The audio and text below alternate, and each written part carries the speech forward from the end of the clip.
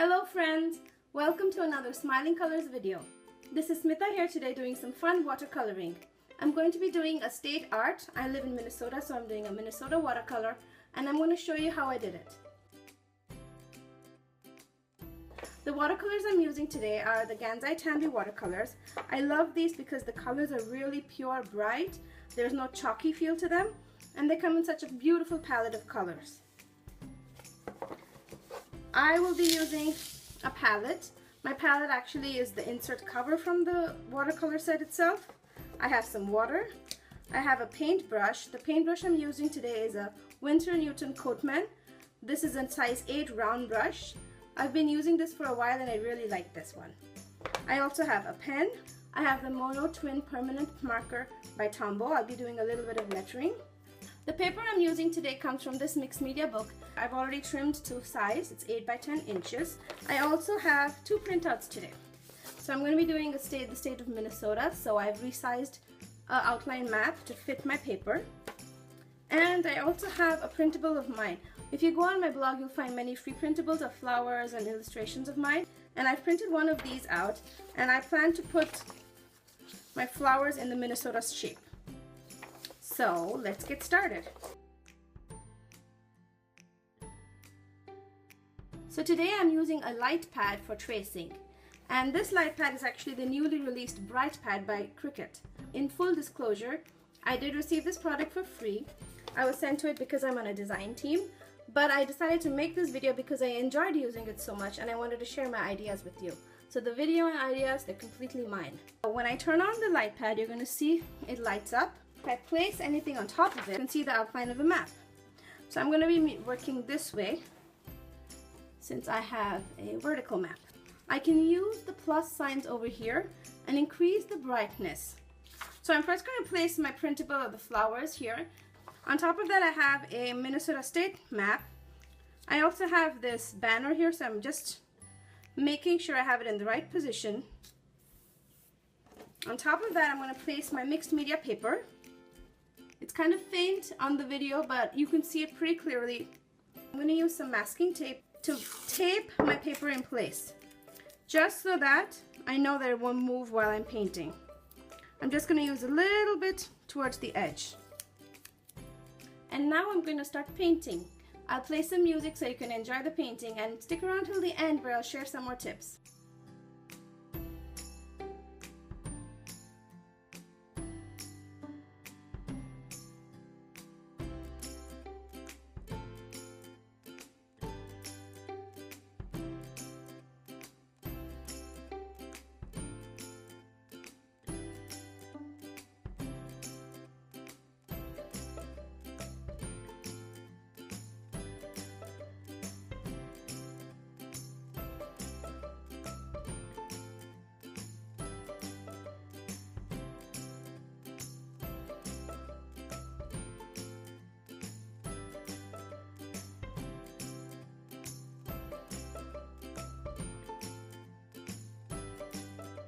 Okay, so now I have a basic shape of my state here. So I'm just going to remove the flower. I needed the flower mainly for the banner, and I already have some flowers arranged on my state now.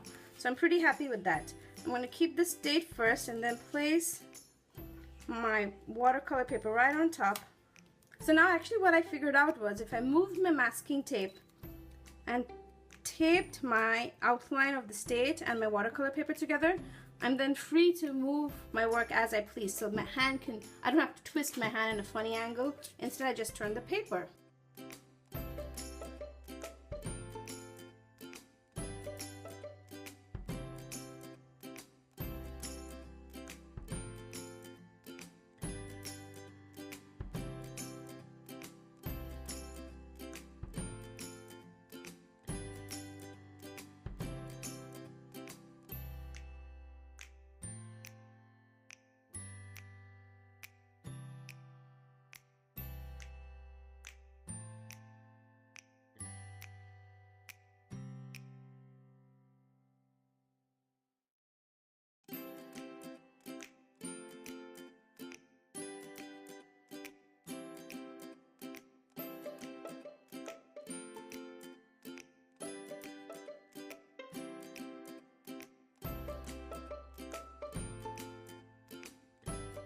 So now I've taken the print off of the light pad. You can see most of my watercolor is already dried. I've already tried lettering what I want to say on the banner. So let's see how this goes.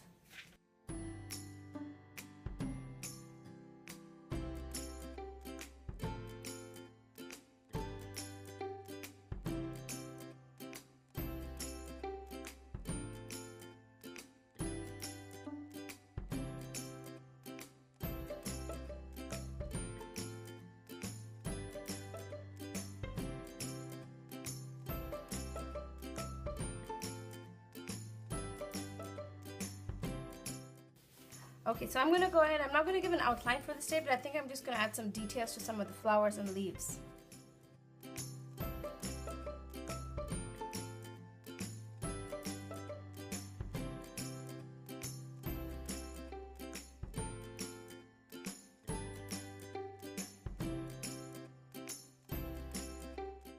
So now I've finished adding the outline. I've kind of given some details to each of the flowers. I've added the Minnesota into this. But I want to also add a quote beneath the state just here. So what I did was I took my paper printout, the printout of the outline, and I used my pen and kind of figured out where I want my alphabets to be. So let's go back to the light pad now. Let's place our pen writing and then place our state on top.